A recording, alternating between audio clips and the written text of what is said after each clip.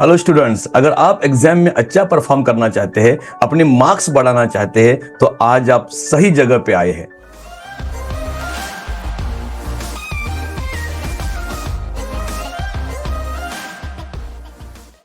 How to improve exam marks, इस video में मैं आपका स्वागत करता हूं। चलो शुरुआत करते हैं। आज के इस वीडियो को मैंने 5 सेक्शन में बांटा है। Section number 1, set your goals.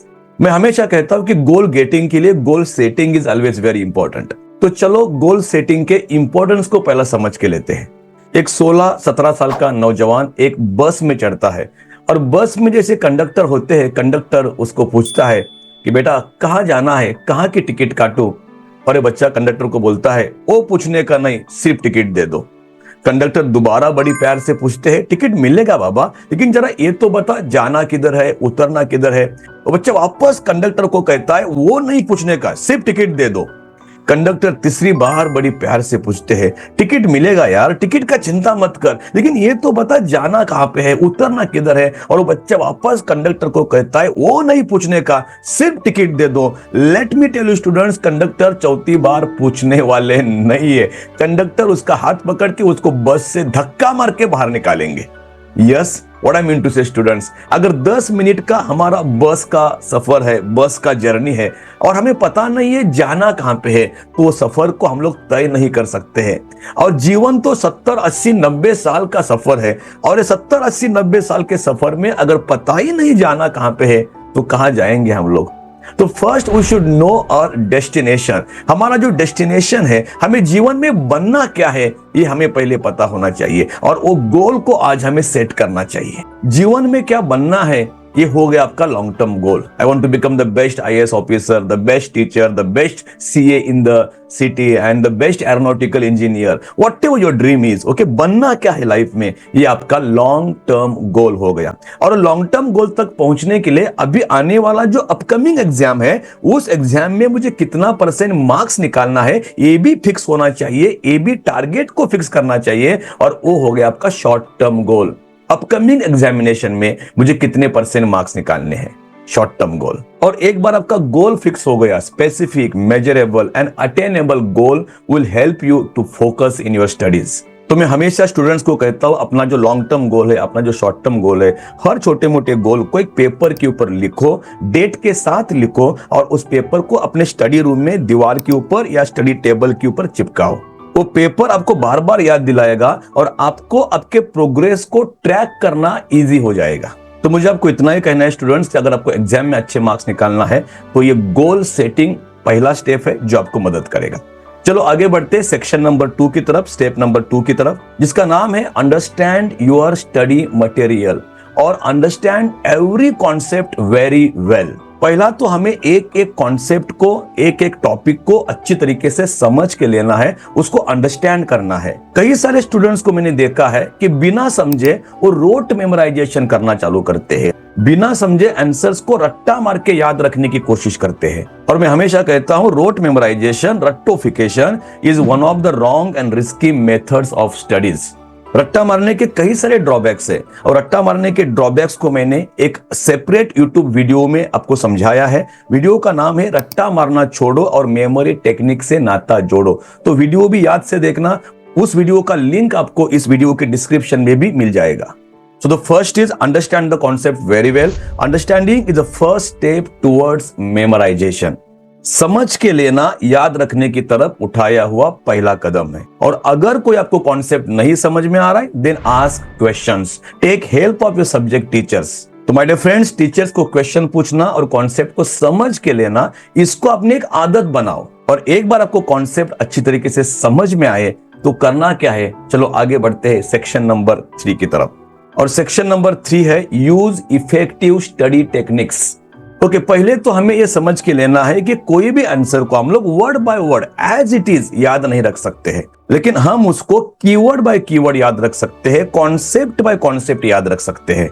और इसीलिए हमें कॉन्सेप्ट समझने के बाद जितने भी कीवर्ड्स है उसको इमीडिएटली अंडरलाइन करना है।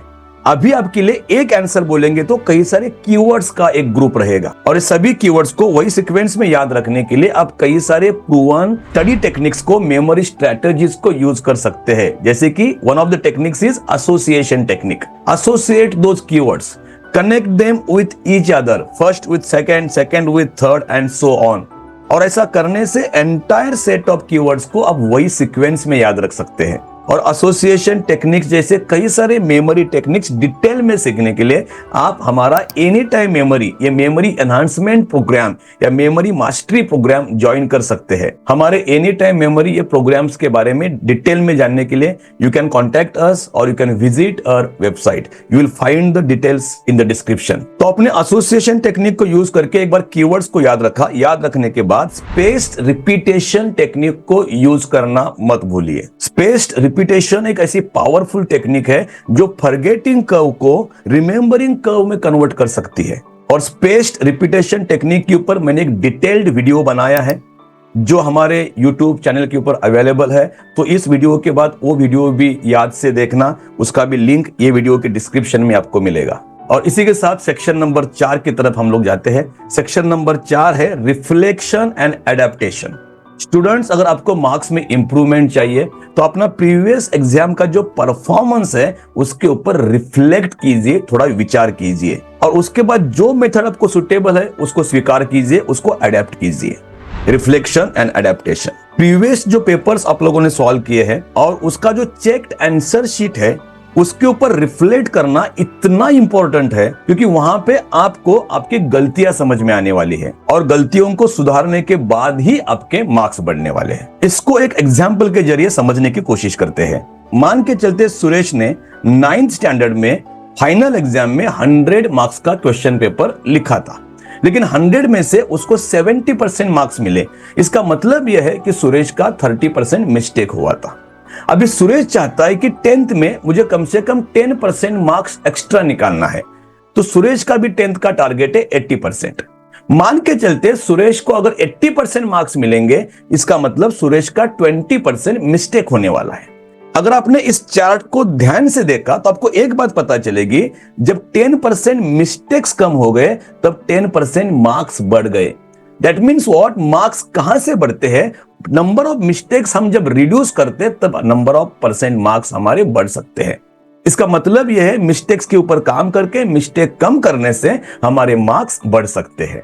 And that is the reason मैंने आपको कहा प्रीवियस जो अपने पेपर सॉल्व किए हैं उसके ऊपर रिफ्लेक्ट करना काफी इंपॉर्टेंट है। उसके ऊपर रिफ्लेक्ट करके अपने पैटर्न को, अपने स्ट्रेंथ को आइडेंटिफाई कीजिए और किस टाइप्स ऑफ क्वेश्चन को सॉल्व करते हुए आपको ज्यादा डिफिकल्टीज हुई थी और कहां पे आपको इंप्रूवमेंट के लिए स्कोप है, इसको ढूंढ के नए स्ट्रैटेजी को अडॉप्ट कीजिए। Reflection and adaptation. चलो सेक्शन नंबर 5 की तरफ बढ़ते हैं जिसका नाम है मैनेज योर टाइम इफेक्टिवली। और इसीलिए मैं हमेशा कहता हूं develop strong time management skills. और इसीलिए आपको आपके सब्जेक्ट टीचर की मदद लेके हर सब्जेक्ट या टॉपिक को उसके इंपॉर्टेंस के स्तर पर हमें पर्याप्त समय देना चाहिए या अलोकेट करना चाहिए। और आपने सुना होगा टाइमिंग के बारे में अक्सर कहा जाता है, if money is lost nothing is lost, if health is lost something is lost, but if time is lost everything is lost. My dear friends, भगवान ने हर एक को 24 घंटे दिए हैं। जो सक्सेसफुल स्टूडेंट्स है वो अपने टाइम को इफेक्टिवली मैनेज करते हैं। They use different techniques to manage their time effectively. और टाइम मैनेजमेंट के लिए Pomodoro is one of the best techniques. My dear friends, search for Pomodoro, learn it and apply it, and it will certainly help you to improve your productivity. Students, follow these 5 steps, stay consistent, and you will see improvement in your exam marks. And always believe in yourself. खुद के ऊपर हमेशा विश्वास रखिए, खुद के abilities के ऊपर हमेशा विश्वास रखिए। Always stay positive and keep pushing forward. Thanks for watching and good luck with your exam. Thank you.